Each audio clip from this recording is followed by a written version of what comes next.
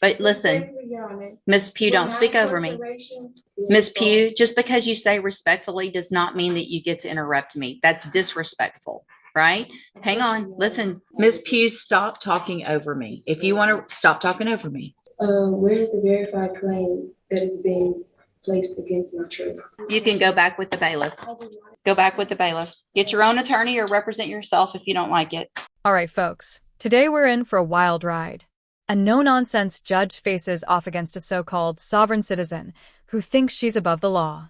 She walks into the courtroom clutching a tiny piece of paper, basically the usual sovereign citizen script, clearly thinking she's about to drop some legal bombshells and stroll out scot-free. Spoiler alert, that's not how it goes. It's honestly shocking she even managed to read what was on that paper. This one gets heated fast, and you won't believe how it all unfolds. Drop your thoughts in the comments. What do you make of this courtroom chaos?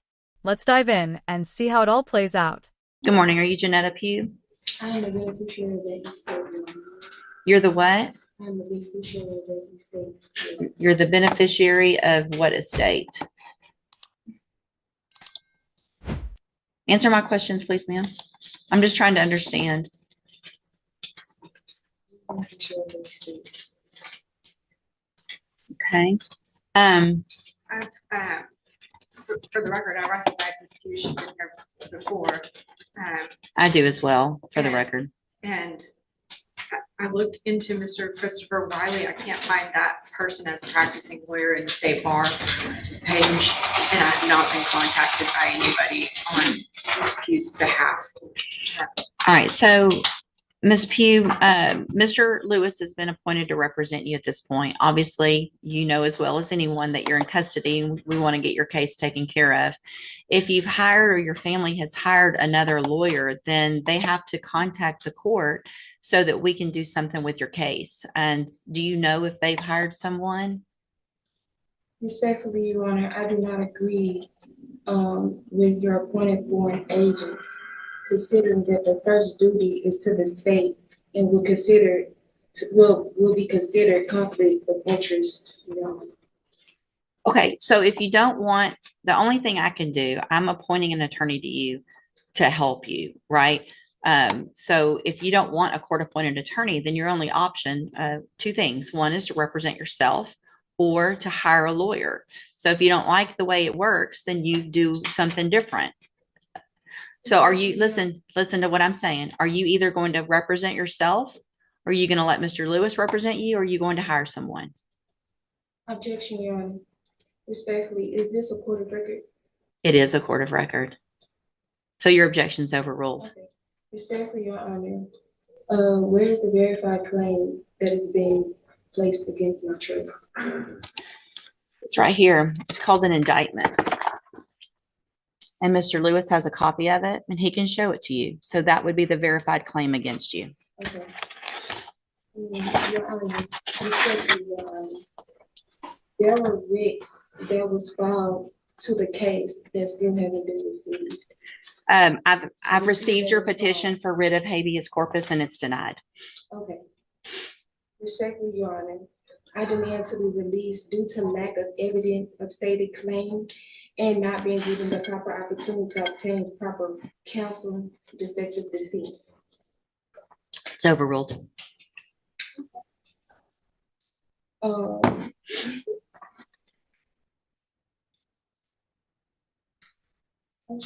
You're running out, aren't you? No, it's fine. No, this is definitely not fine.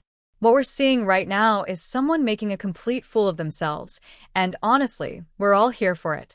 I've got to say, I'm really enjoying the judge's attitude throughout this.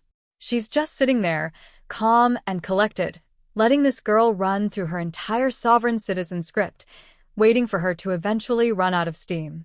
It's kind of hilarious, because these folks always walk into court thinking they've uncovered some hidden legal loophole, as if they're about to say a few magic words and walk out free. But let's be real, the law doesn't work like that. Courts have ruled time and time again that saying things like, "I do not consent," doesn't just make your charges vanish. That's simply not how jurisdiction or reality works. Honestly, I'm surprised this sovereign citizen even managed to read the script. That alone feels like a rare feat in that community. But jokes aside, I can't help but wonder, how did she even end up in this situation? What was going through her mind? Because here's the thing, she actually seems like a sweet person. She's polite, calling the judge your honor, and clearly trying to be respectful. But it's painfully obvious she's confused and completely out of her depth. She's grasping at straws, clinging to this fantasy that quoting random phrases from the internet will somehow change the outcome. It's more sad than anything else. Embarrassing, yes, but also kind of tragic. I just don't understand how someone gets this deep into the sovereign citizen rabbit hole. Reading the script out of curiosity is one thing, but showing up in court and actually trying to use it? That's another level entirely. Let me know what you think about her, because honestly, I'm baffled. But anyway, let's jump back into the hearing. It's not over yet, and something tells me it's only going to get more chaotic from here. So here's the thing, Miss Pugh. I appreciate your position, but listen, Respectfully, Your Honor, Miss Pugh, don't speak over me. Respectfully, Your Honor, with my incarceration. Miss Pugh, just because you say respectfully does not mean that you get to interrupt me. That's disrespectful, right? Hang on. Listen to me. Everything you have there is overruled. And here's one of the reasons why, is because you have a lawyer. And your lawyer will file the appropriate motion. You're interrupting me again, which is disrespectful. So I'm going to leave Mr. Lewis as your attorney unless you choose to represent yourself or hire someone else. I'm going to give you 2 weeks to determine what you're going to do. You can go back. You can go back with the bailiff. I do not agree or comply to your appointed Go back. agents. You already said that, and that's overruled. Go back with the bailiff. Get your own attorney or represent yourself if you don't like it. Yeah, that was definitely embarrassing. But hang on, this story isn't over just yet. Believe it or not, this same sovereign citizen actually comes back for another hearing later on. And don't worry, I've got that footage ready for you too. At this point, I honestly feel like the judge deserves some kind of award for sheer patience. Dealing with someone like this is basically like trying to reason with a brick wall, except the brick wall thinks it's an expert in constitutional law. Seriously, hats off to the judge. She's just calmly sitting there, trying to make sense of all the legal gibberish being thrown at her. And while she does get a bit snappy at times, she's still remarkably composed and patient given the circumstances. I'm kind of impressed, honestly. What do you think of the judge so far? Personally, I think she's handling the situation like a pro, firm, but fair. Now, let's jump into the next hearing and see if things get even more intense than the first round. Let's get into it. Perfect. So, Miss Pugh, Mr. Jeffries has been appointed to represent you. He's just been given, he's trying to get caught up real quickly on all the information and the discovery in your case. I'm going to reset your case so that he can get all of that. Once he gets it, he'll be out there to go over it with you, and we'll see if we can get an announcement at the next court date. Respectfully, Your Honor, I do not agree to comply with any of your appointed court agents, considering that their first duty is to the state. I understand. We've had this conversation before.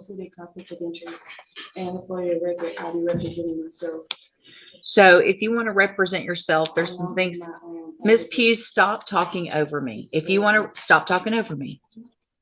If you want to represent yourself, then there is a process that we have to go through, and we'll do that today. If that's what you want to do, we'll get your case set for trial and we'll go forward that way. It is highly inadvisable for you to represent yourself. Lawyers have many, many years of training. They understand the law. They understand how a trial works, because here's what happens. When you're in a trial and you represent yourself, you're expected to know and follow all of the rules of evidence, all the rules of procedure. And so you're really at a disadvantage if you don't know those things. And so you have to do everything just like the assistant district attorney would. And if you don't, you're going to be in front of a jury and it's going to show, and it's just not going to be, it usually does not work out in your benefit. But I have to go through with you some questions first before we do that.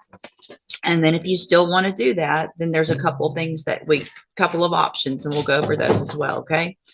So I am supposed to ask you, I'm going to go through these questions. I need you to answer them if you want to represent yourself, because this is required. All right. So have you ever studied the law? Yes, I understand. Okay. Have you ever represented yourself before in any kind of criminal matter? Okay. Do you understand the charges against you? I know we've been accused of. Okay. And so do you know, and we've gone over it before, I think, what the range of punishment is if you're found guilty on a jury? Do you know what that is? Let's see. Hold on a second. Let me pull you up here. We'll go over that again as well. The date of that allegations from June 22nd of 2021. And what that means is if you're found guilty, that the range of punishment that the jury could give you is between 2 years as a minimum punishment up to 10 years in prison, anywhere in between. Do you understand? And you answer out loud just for the record. Do I understand? No, I don't understand. What do you not understand about? I swear, I knew she was going to say that. I literally predicted it. At this point, these sovereign citizens have completely invaded my brain. Breaking down their nonsense every day is seriously draining. I can feel my brain cells disappearing one by one. It's honestly exhausting. They're not just misinformed, they're often flat out ignorant, and in some cases, clearly struggling with deeper issues. I mean, let's be real, some of these folks probably do have mental health challenges, and it's kind of sad to watch.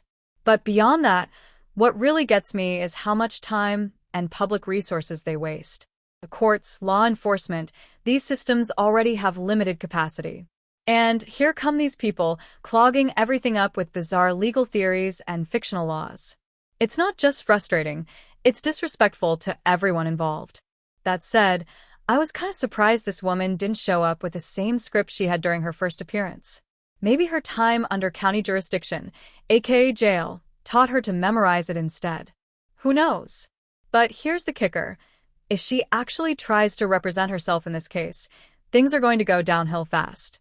We're potentially talking 8 to 10 years here, and if she insists on playing lawyer, it's not going to end well.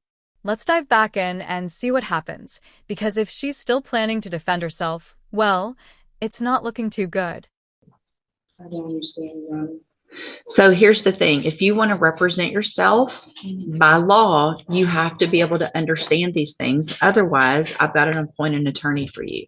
So you can't just say, I want to represent myself because I don't like the attorney or I don't like the process. This is the process that you're in.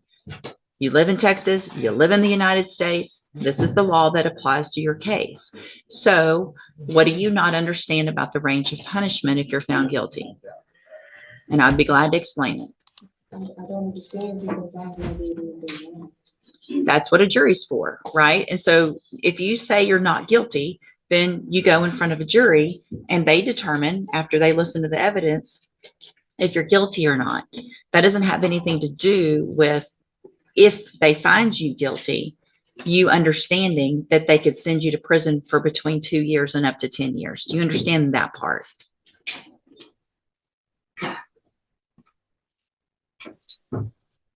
What are you, yes or no? No, you don't understand that. So, Ms. Pugh, it's my understanding, I'm not going to allow you to represent yourself because you don't understand the law and the process. So we're on question number 4 out of 15 that I'm supposed to ask you. So Mr. Jeffries is going to stay on your case. I don't care what you want at this point. You can't do it. All right, you can go back with the bailiff. I'm done. Go back with the bailiff. Go back with the bailiff.